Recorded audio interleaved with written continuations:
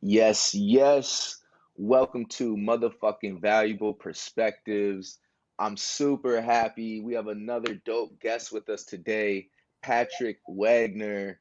Yo, I've been joining some Twitter spaces. You've really been holding a lot of like positive space for people of color, for women in the NFT space. So I wanted to connect with you and just, learn who, the man behind the ape is and kind of just get a perspective of like, how did you get into the space and talk about all the dope things I see you doing. So thanks for joining me, Patrick.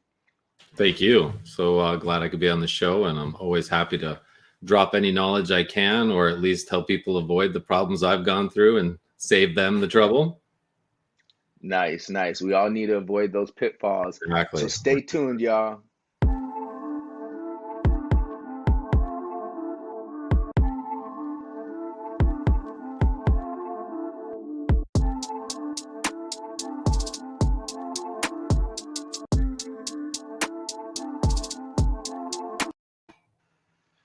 Dope. So Patrick, why don't you tell us a little bit about yourself and like kind of how did you first get into NFTs? I got into crypto early on, back when Bitcoin was probably like $750 and Ethereum was Can I like ask you like seven. what made you get in at that point? Like what did you see that you were like, you know what? I'm ready to put my money into this digital currency. I come from a banking background. So I've done marketing for most of the big major banks here in Canada and the US. So I come from that background of banking and understanding the financial system. And so I kind of looked at crypto as it was happening. I could see the opportunities, and I could also see the shortcomings of the banking system and how the banking system didn't really try to achieve equality for everybody as much as it targeted opportunities for itself to make money. Right. And the way crypto and this decentral kind of approach was very different. So it was very intriguing to me. Security was a big issue, but the opportunity and trying to figure it out. And I got really sick at that time. I broke 2 discs in my back. Sorry to And hear that. that shit was really throwing me off at the time. So it was a combination of I was forced out at that point to take some time off work. And so it kind of like I had nothing else to do. And Bitcoin and crypto was there. And it was seen as still very kind of like grimy, shitty stuff that if you're touching it, you probably no one's going to like the fact that you're doing it because Right. everything they're hearing is negative. So Mm, I didn't care because I looked at it from a perspective of, hey, I got nothing else to lose at this point, and this stuff seems pretty cool. There's a lot of new mm, technology coming. I'll just fuck around with it. What's the worst thing that mm. can happen? You know what I mean? I'll test with $50, I lose $50, or I mined Right. some Bitcoin, back in the day when it was like $2 or $3, but I was too stupid to understand because in my head I was like, why the hell would I want to make $2 a day? Do you know what I mean? I had no Yeah. concept of, well, why don't I just buy a couple $100 of Bitcoin and leave it? And just Mm, knowing how you have to develop as an investor as well. I think that's an mm, important part too. A lot of these things kind of came together for me between my own sickness forcing me into this place and my own marketing headspace, understanding how all of our lack of financial knowledge is at the center of majority of our problems and of the systems that are set up to oppress us as well. Right. When you realize these corporations are not your friends, they're not trying to, even though we make the commercials and we put the black guy and the Chinese lady and the mixed baby together everyone because comes we know, together. yeah, like, and that's the stuff. I was the guy sitting in those meetings going, really? You guys are talking about putting like a dude in a turban on a motorcycle in the desert because it's cool. I'm like, this is just crazy. And this is Mm, what you guys are thinking. It's not about, hey, can we get a service to you to help make sure you feel safe, secure, and you grow your wealth? right. No. So So then you're like, all right, Bitcoin makes sense. You're diving in. You start seeing maybe some gains. You start seeing where it's headed, and then where did I'd you probably let start? me jump in there. I'd say Yeah, yeah. most of my first experience was losses and losses, to be honest with you. And So it you was were on only the because decline. majority of people that come into the industry are coming in hard on I need to make money, right? Mm, And if you do that, you come in with that FOMO hard and you start thinking, hey, you know what? I saw this person trading Bitcoin. I'm going to trade my Bitcoin. I quickly realized that's the fastest way to lose your money in this industry. That I almost want to spend the time too teaching people that, you know, the best way to go, because here's the mistakes I made. I would never trade your coins. I would literally have an attitude like I've learned in investing. It's a marathon, and you have to be in a position to put stuff away and never take it out and never need it to survive your day-to-day life.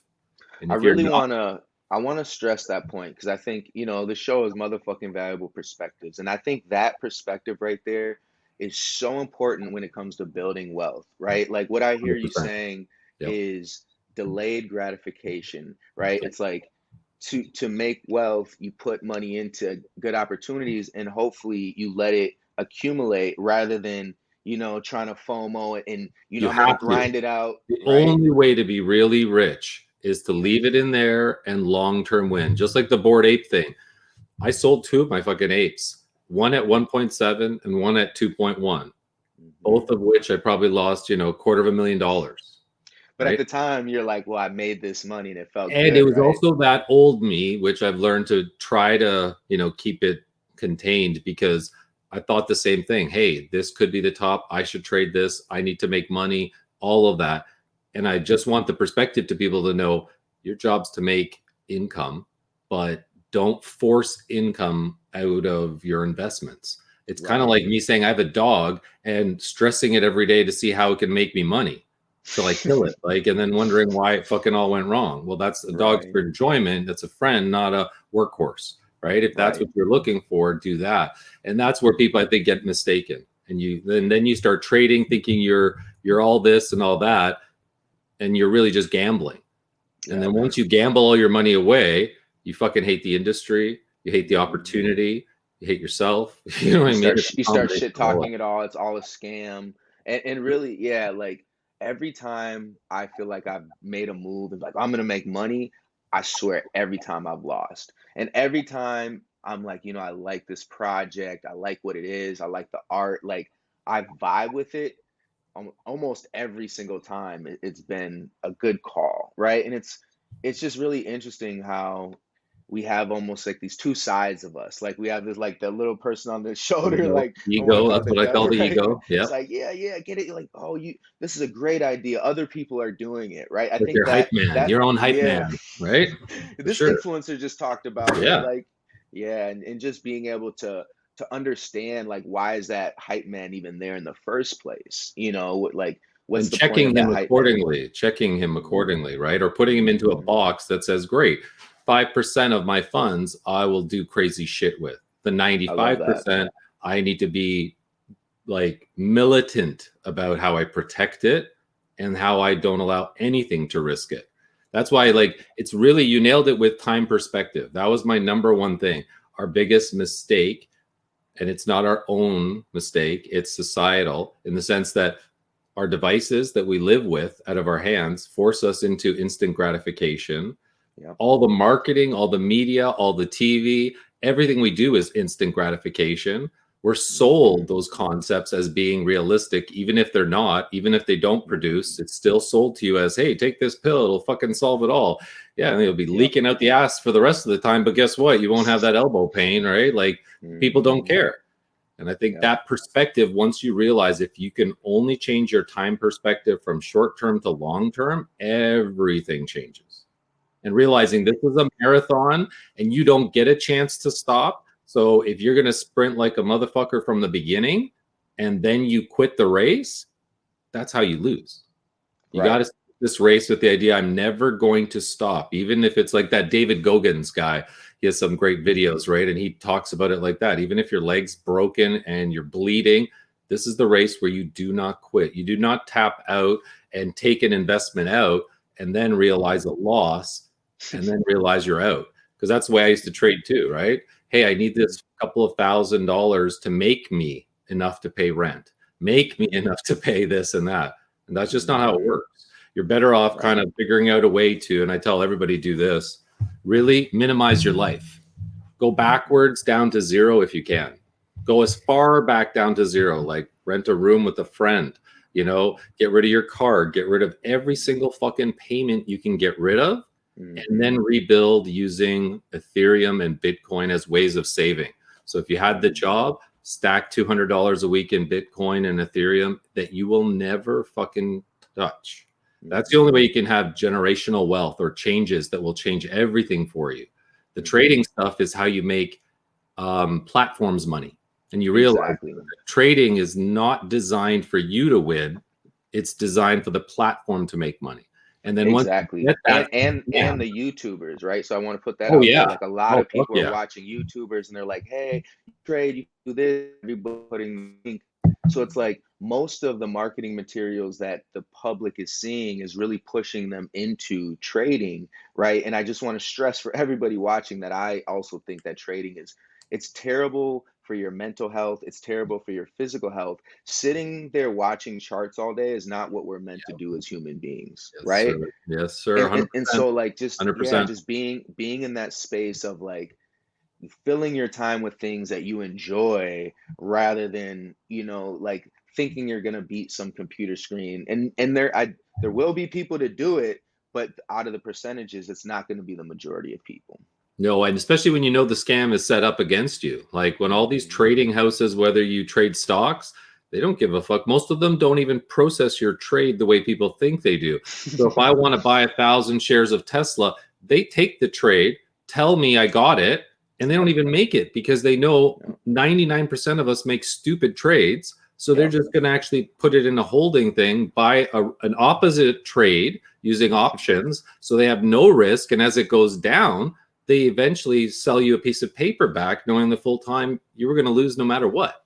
Yep. And And once you they're know selling that your inside, trades to the other they're selling your trades to the bigger firms. So it's like, here's what everyone's buying just so you guys have this data, right? Like yeah. Robinhood doing that. And when you sit there and say, hey, if we sat down and this is what we're building our company on, of course, I'm going to announce that we now support a Dodge coin or some other shit coin. Because guess what? If some idiot wants to come in and trade it, we'll take all your money because you don't get it. I know you're going to lose. Right. And if we all sat here and heard those voices, you would be crazy to fucking go into that stuff. You wouldn't think the way you do because if all you're hearing is the YouTube folks talking about all those things, you're right. You think, fuck, this is just easy. All of us can do it. When my first advice is, fuck, just take whatever money you can make in real life, minimize it, then put everything you can into saving in those projects. I'd say Bitcoin, Ethereum only.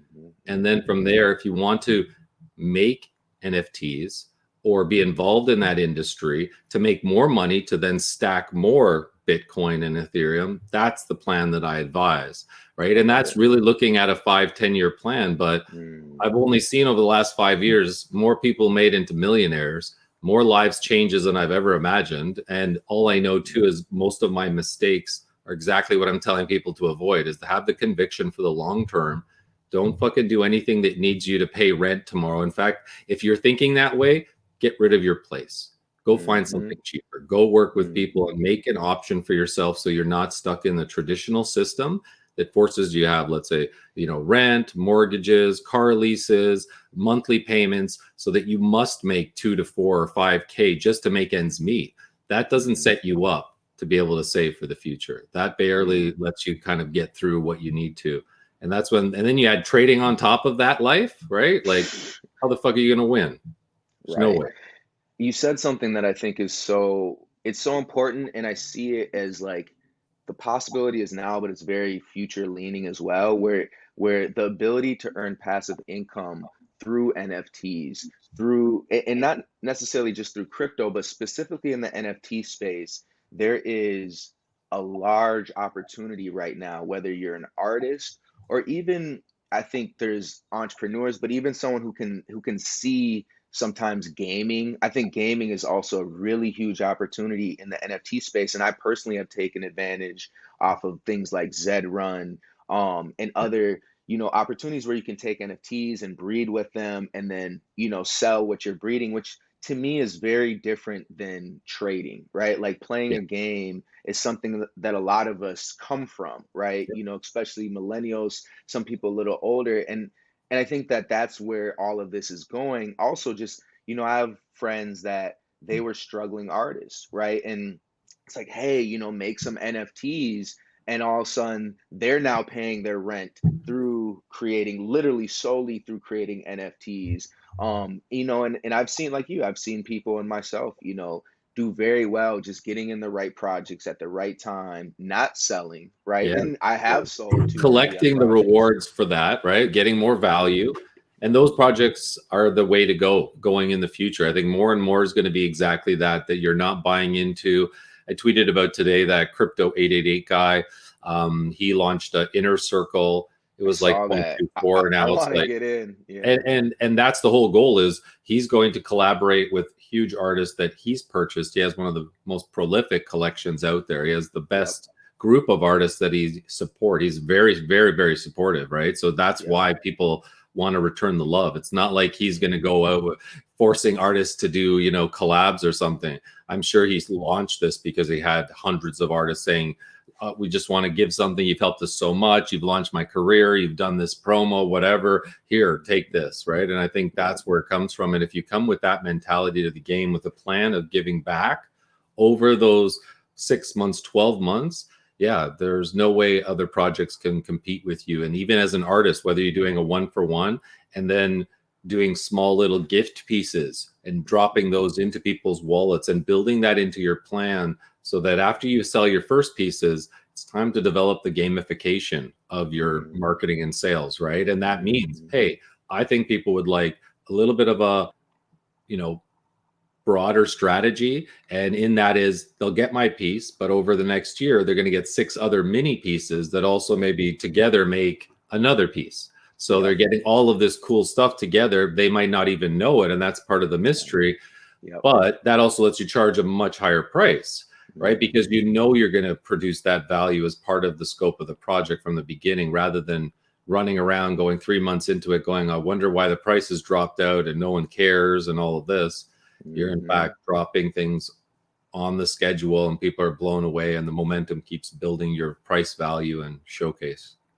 I love it. I love it. We're getting deep into the strategy of how you can have a successful NFT drop. So, as you got into the crypto space and you're seeing it, when did NFTs make sense to you? Like, when did you first get into it? I dabbled around with a few things with like crypto kitties and those kinds of things, but I still didn't get it. To me, that was like, again, stuff where at that point I was in tokens, and ICOs were very big and I was into that space. The only difference was, because of my financial background, I knew they were all scams. I didn't Mhm. go into this in any way, and I told people all the time, like, I'm not going to tell you what to get into. If you get into some Bitcoin, stay. Don't fucking Mhm. trade. Don't do anything, right? Mhm. Only because they didn't even have plans. They had no real agendas. There was no responsibility, and they're raising millions and millions of dollars. And I could just see the hustle happening. Yeah, shit. Old me Mhm. in the 20s would have been right on stage there trying to hustle too, right? But Mhm. when I know the damage it's doing by taking money away from people, all Yep. I could do is turn around and shout to people saying, "Hey, avoid this. Save Mhm. your money. Bitcoin's great, but it's not like a lottery ticket. It's a Mhm. long-term play. If you're able to change that vision and perspective." I think it was the Bitcoin Standard that I read was the first book that Mhm. really made me understand what Bitcoin and how it relates to gold, and how having a long-term view of money changes things, and that we've Mhm. been brought up in a society now where that's been taken away. And so we Mhm. don't realize that all of this short-term shit is what's killing us.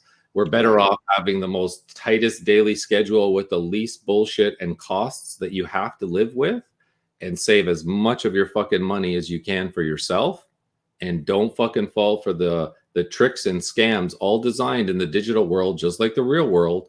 The guy 1 level or 2 levels up above you is fucking targeting you, Mhm. and trying to get you to trade, to come to this Mhm. platform so his affiliate code can make some money off of you, right? Exactly. Right? Exactly. And know that there's always that back end in there. But that's why I always preach to people, like, do these projects, get out there, get some of that money. You know what I mean? Have a good plan and a good strategy, and you actually have a potential of building a real community and having Mhm. a lot of great results because of that too. I think that's great advice. So you coming from kind of the traditional banking background, right? I feel like a, a lot of people in that space also understand high-end art, or at least understand that it exists and that the concept of like high end art, fine art as an investment, right? So I can only imagine that someone who's getting into crypto early, and then you see NFTs happening, just kind of there being this almost blend, right, of like digital assets now being art on the blockchain. So I'm curious to just like, what was your mind frame around this emergent technology and NFTs from kind of a background of knowing art has always been like a pretty decent investment, if you do it the right way. It's like one of the best investment vehicles. Long term, yeah, absolutely, exactly.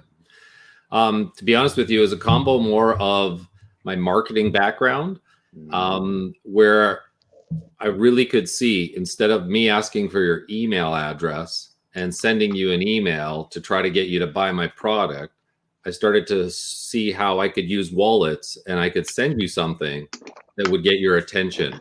And I knew it didn't make sense at high gas fees, but I started to realize using the wallet as our unique identifier, I can transparently see also what you're doing. So you could react to what people do, or I could see that if I promotes this specific NFT artist, or he's similar to me, fuck, I can go right through his wallet and pull every single person that owns one of his pieces and drop those 100 people a free piece of mine and just say, hey, I did this as an idea, or I'm sharing with you for free some of my art. There's lots of concepts that started pouring out, and I was like, shit, this is crazy. This opens up a whole new level. And it reminded me of the internet back in like 92, 96, where I could register McDonald's.com or BurgerKing.com, but everyone was like, what the fuck would you want to do that for? Just like the .eth addresses now, or a wallet, right? But then I could see the marketing stuff, and I'm like, man, this actually makes it into a very global platform where you can market to anybody. You can use your intelligence to find information any way you want, and that it's not being siloed and protected by corporations so that you can't use whatever your logic is to figure out if there's an opportunity here. You're not allowed to have that data, right? Or now it's out there.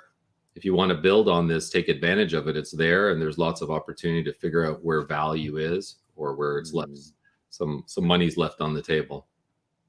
Wow, I love where you're coming in thinking about NFTs, thinking about it from the marketing angle. I've also done a lot of digital marketing. And so I see these opportunities arising, and kind of, it's almost to your point, it's like nobody's really stepping into the space.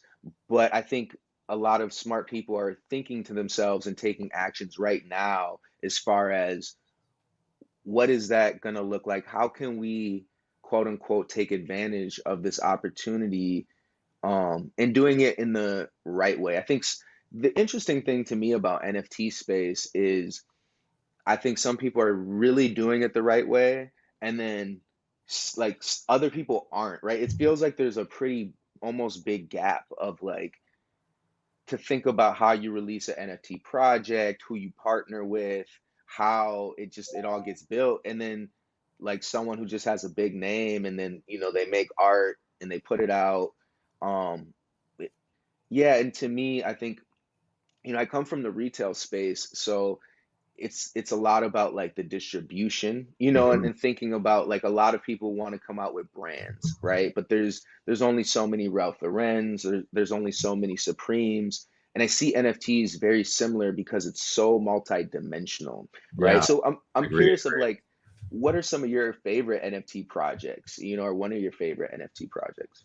Sure. I'll add just the last thing you were saying. It's that fluidity that got me as well, because I started to think about all these different businesses and how they operate, and how an NFT, or just this, again, NFT in my head means JPEG now, but at that time it meant like non-fungible token, which is just, a fucking number on the blockchain, just as if I created my own token. Yes, I am attaching an image to this as well, so that's all it is. But I thought to myself, anything from bands and how they're organizing ticket sales, these inner circles, groups, memberships, private clubs, ownership, art. Then you go into kind of like serial numbers on parts, then tracking even commodities all the way through, saying, well, that oil came from this place, which is not good because of how they treat people. Therefore, it's now tagged as, more expensive, or whatever it is. all of these levels started to show up, and it was all still based around this one fucking token idea, right? And it could be so many things to so many people. And that's when I saw something different than what I saw with, you know, the beginning phases of Bitcoin and Ethereum and ICOs like 4 years ago, where there was an excitement, but it was all, how do we get rich? How do I make my money? Where do I put my money? Whereas now I'm seeing every layer of business and industry looking at how does it operate? And the crazy thing is there's a fucking way for everybody. And that's what blows my mind. And some of the smart people like Gary Vee is pushing the limits properly with brands like Budweiser sponsoring that rocket project and allowing them to use their logo on the rocket NFTs. And those crossover moments are starting. And I'm just like, it's happening way faster than I expected, to be honest with you. I thought there'd be a lot longer of corporations holding out, wondering, you know, if this is bad PR. But the fact that I think that's some of the positives out of the pandemic. I think it's kind of jump-started this virtual world, because in many ways, like the spaces we hold, they're way better than real life. Way better than real life. Yeah, it's like we're moving into the metaverse for sure. And then the pandemic almost pushed that at least 5 years ahead of like 10. For us to realize like we do have to think about how we still operate as humans, even if we can't move around for whatever reason, right? There's a lot of reasons why we might be immobilized globally, you know, even if that's just for a month, right? Like I think that's the thing. And the flip side of that is, if you want to scale as a human being, because I deal with a ton of artists and creators, that's a fucking stress and a half.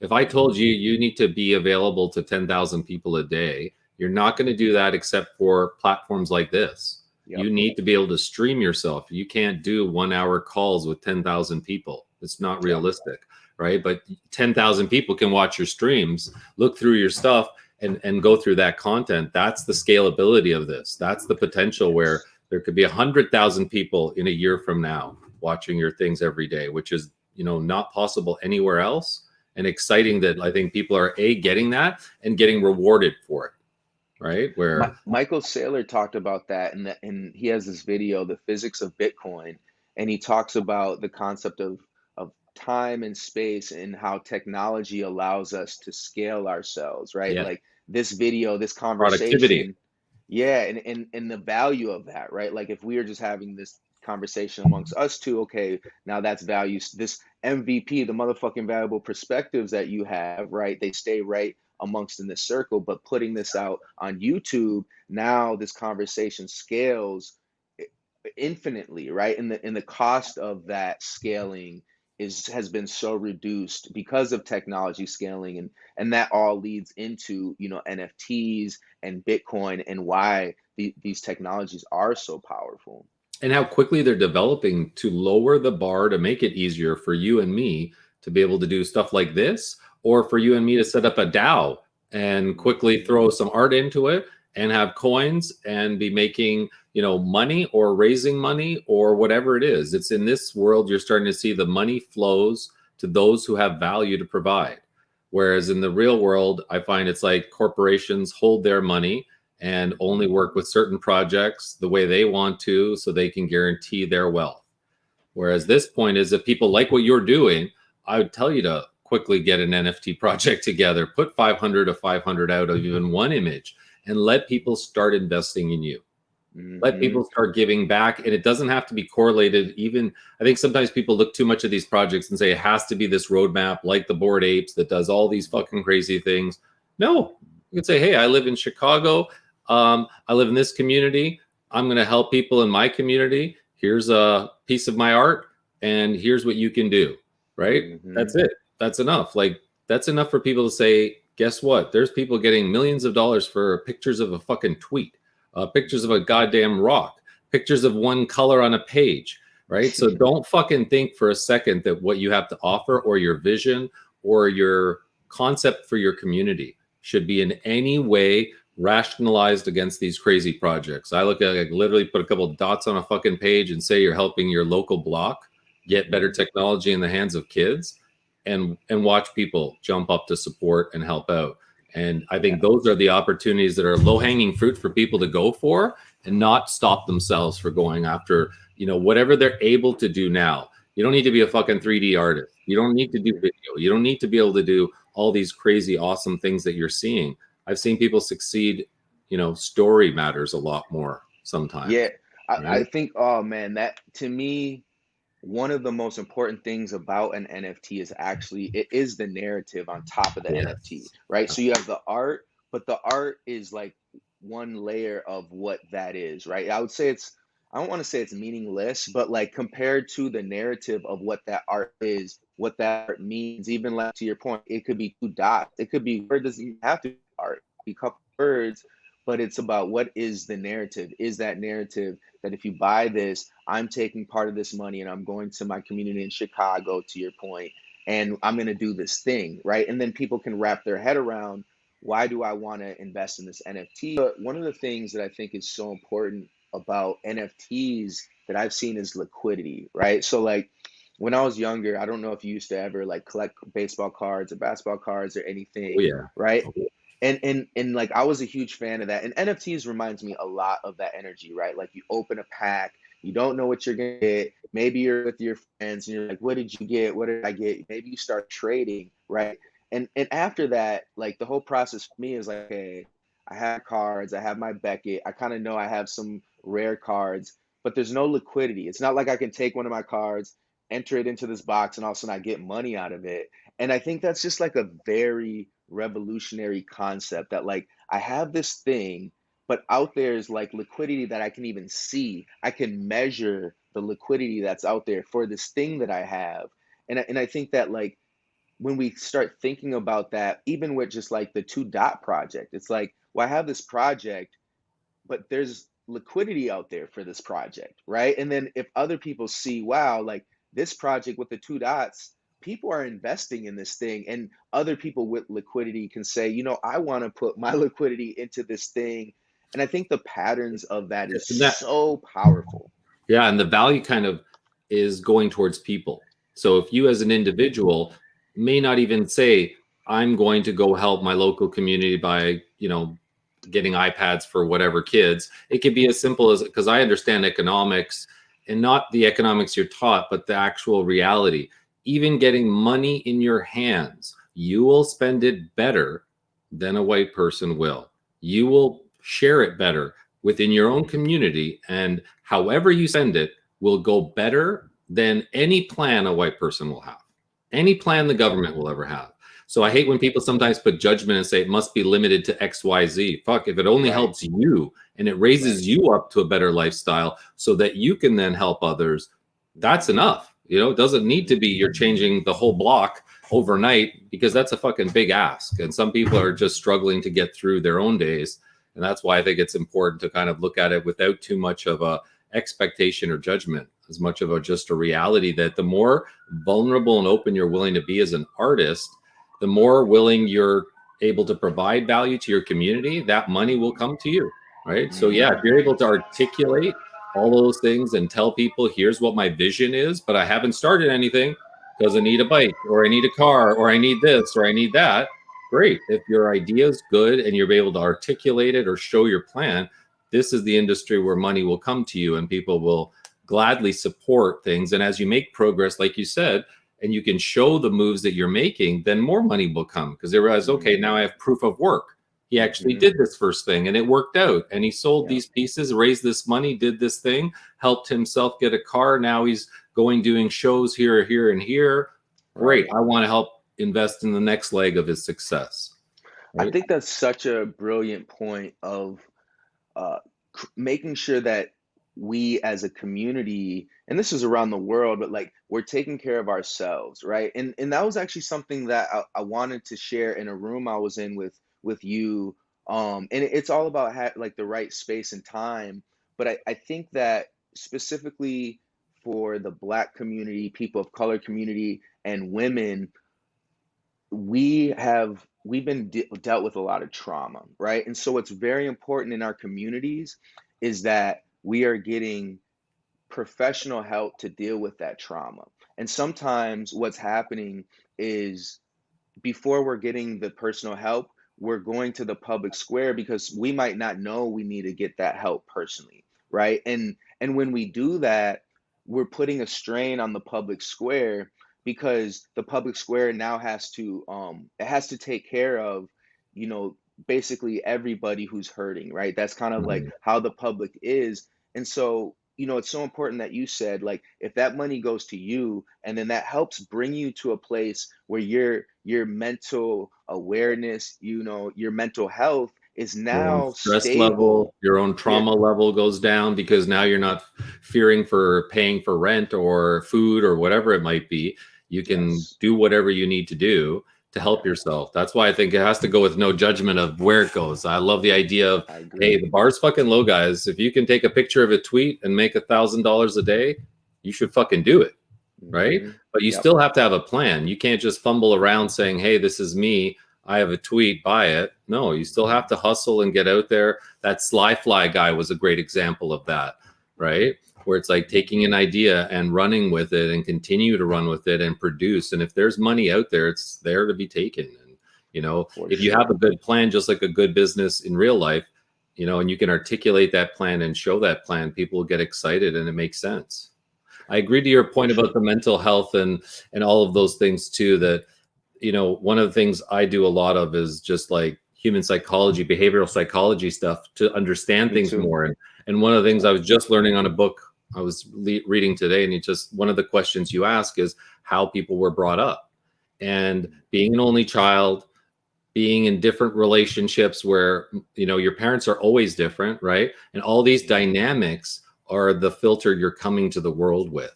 And so, like you Yes. said, that trauma that you hold is the perspective you come to the table with. And I think us understanding that that's the case gives us a lot more empathy to understand, hey, that person's coming to the table because of this, and that's absolutely the only way they can come here, right? Yes. And we need to Yes. be able to understand that, and then from there keep working to better the situation for everybody and opportunities like that. So I can say, great, let's all do this, let's promote this person, let's help get some sales here. Like you said, let's all help each other run projects and promote them and do things that we can to help each other, and know that everyone comes from a very different scenario. And don't prejudge people, have a lot of empathy, and realize that those growing up filters are what limit us, are what prevent us from doing a lot of things, are what make us project that stuff outwards as well. So I think it's one of those situations where I totally agree with you. You know, they're out there, and us learning to be empathetic and understanding of that is probably even more important, so that we can accept Yeah. people in saying, hey, this happened, but guess what? We're here to help you. We're not going to be like that. We'll be here tomorrow. We'll be here the day after. We'll answer the messages and we'll keep helping. And some people have Yes. never seen that kind of support or consistency ever in their life, and understanding Exactly. them. You know, and there's this thing called the drama triangle. I don't know if you've ever heard of that, where, you know, you have the victim, and then you have the perpetrator, and then you have the rescuer. In the Black community, I feel like we've been taught in many ways to be like victims, right? Like, our the story in America is like, you come from slavery, like this victim mentality. And so, you know, sometimes we think that's like how we have to come. And like, let's say I come into a space as the victim, that means I have to make somebody the perpetrator. And then that means somebody has to come rescue me, right? And so to get out of that dynamic, it takes the understanding of our own mental health. And sometimes when we come in, we're not aware of that. And like, and I have like this life hack for that, that's called like the compassion glasses. It's like, do I have my compassion glasses on right now? Because sometimes someone can come in, and like I can get triggered, or I can feel a certain Yeah. way, and then it's like, well, let me put my compassion glasses on, and try to understand, like, why are they coming in this space? And then realizing like that they don't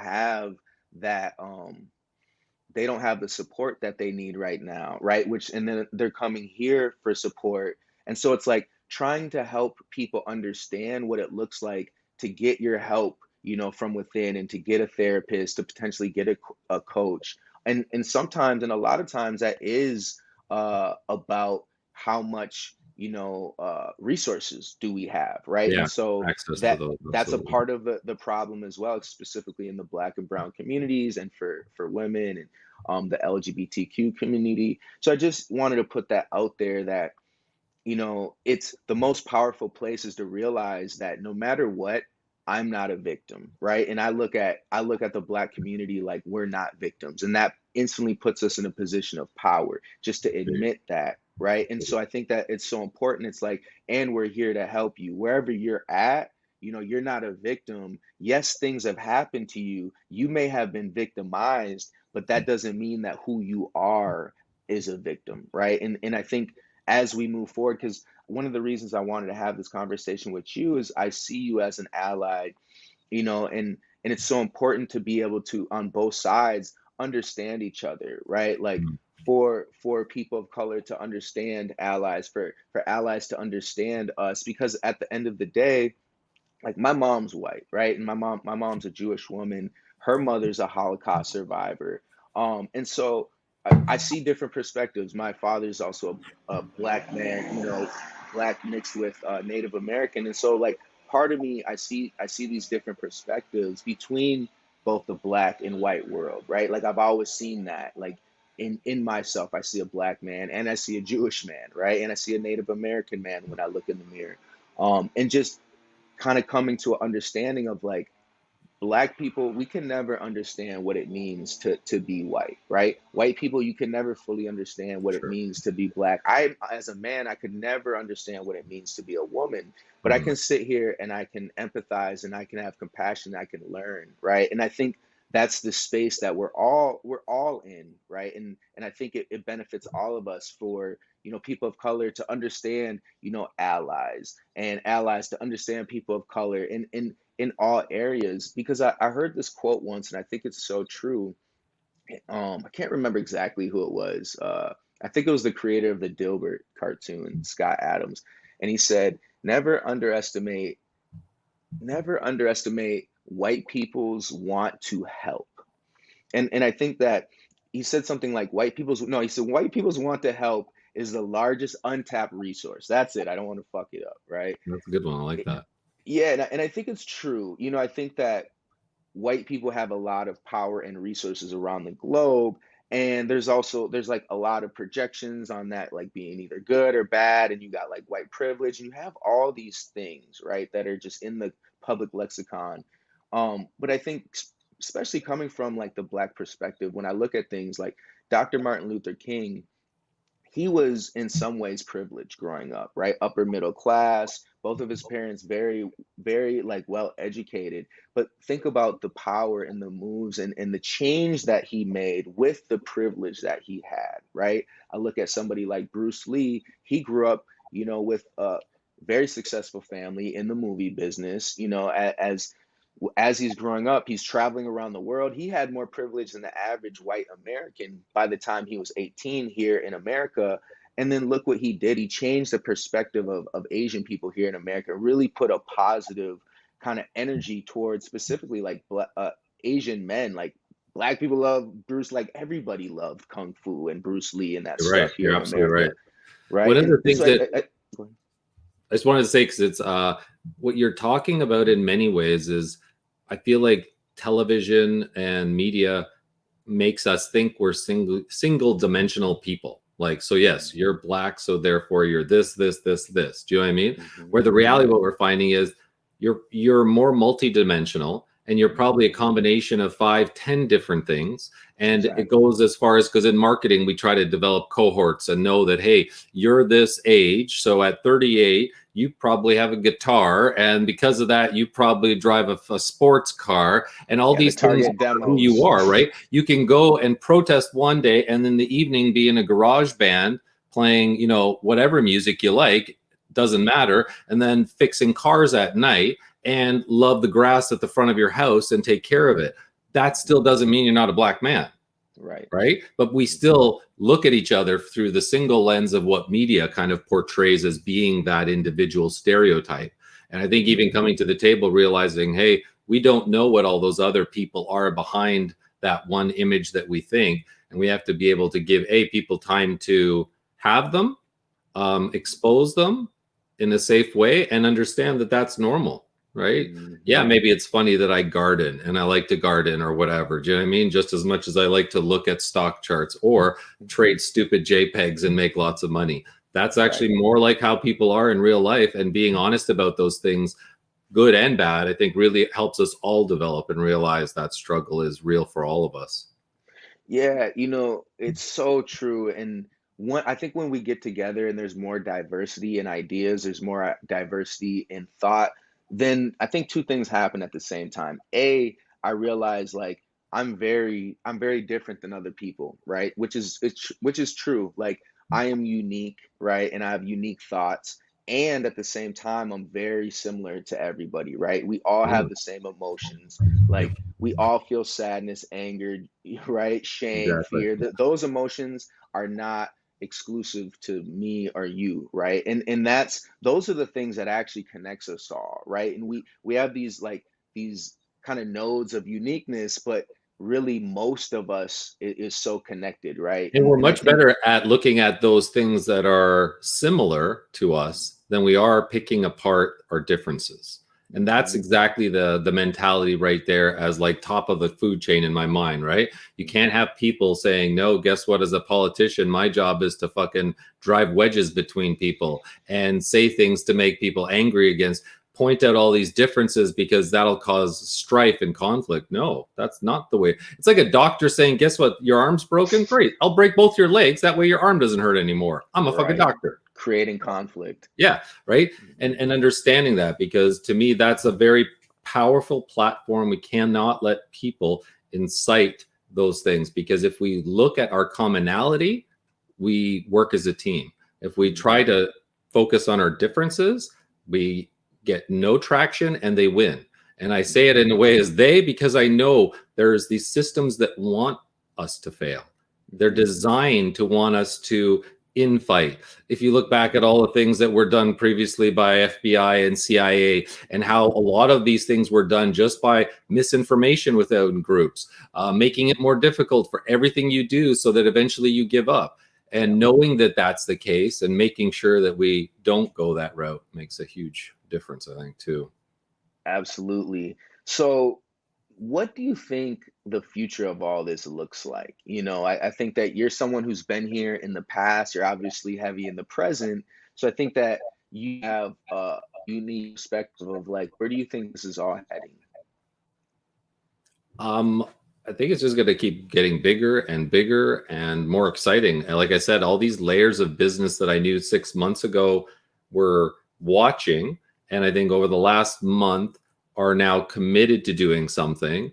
And so we're going to end up seeing lots of companies, organizations, and group starting to onboard people into crypto, which again makes the value of just save in Bitcoin, save in Ethereum a valuable way of kind of moving forward, knowing as more money comes in, they're going to buy and hold, just as well as I know that the average person can't control themselves. And so they're going to try to trade or they're going to buy stuff, right? That's the flow of money. Whether you like it or not, that's how it happens. That's why few people become so rich, because it is difficult to control your ego and say, no, I'm not touching that ETH, no matter how great this project is. And I saw four that just 10x'd and I'm an idiot for missing out, right? I know. And I think that's the hard point. But if you can do it, the reality is all this inflow of money guarantees the price to go up, especially Right. in an asset designed to be a hard asset. That's the advantage. If we were getting into a system where you knew they could change this number or pump the money out in different ways, then it would be a very stupid idea. But in this way, starting to figure out how you minimize your in real life expenses to zero, and then Mhm, try to figure out how to transfer as much in real life money mhm. into a savings that you never touch.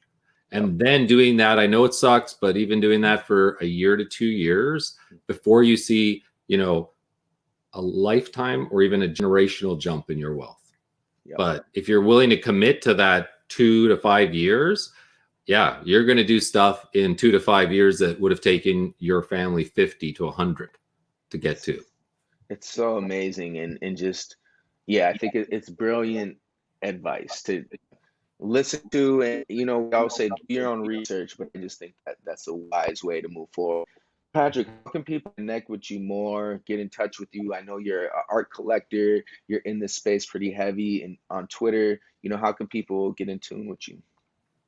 You can catch me on Twitter all the time at Patrick Wagner.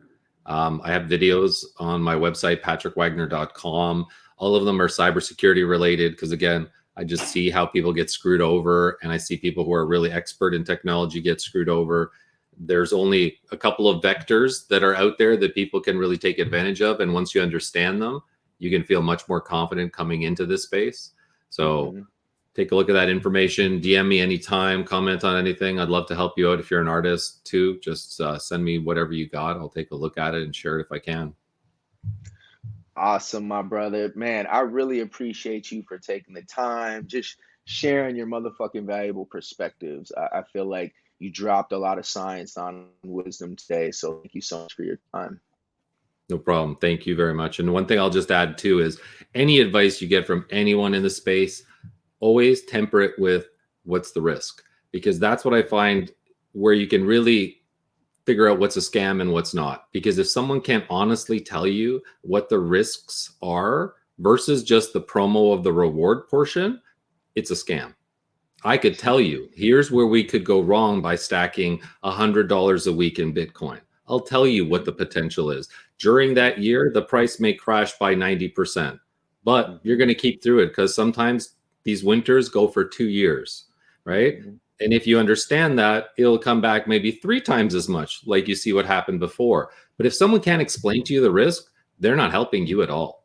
That definitely shut them the fuck up and close it down, because you're wasting your time. You're just getting pumped with more FOMO and you're going to make a mistake. So only take advice for people who can outline what the actual risks are to whatever they're promoting as the reward. That's it. Nice. I love it. I love those last nuggets. So I appreciate y'all for tuning in. Make sure you hit that like and subscribe. And until next time, peace and love, y'all.